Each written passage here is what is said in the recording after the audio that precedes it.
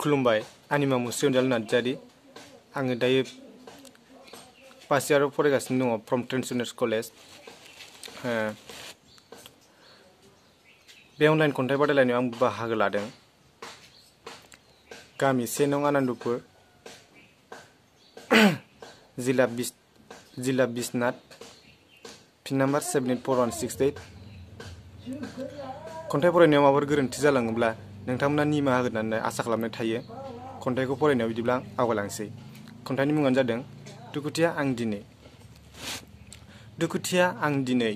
दुखुथिया आं दिनै गाबबायदों रथ' रथ'नो मेगनाव मोदै लानानै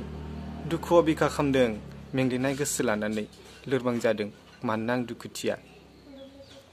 सुखुखौ नागिरदों आं हाजासे सुखुनि महरखौथ' नुफेराखै आं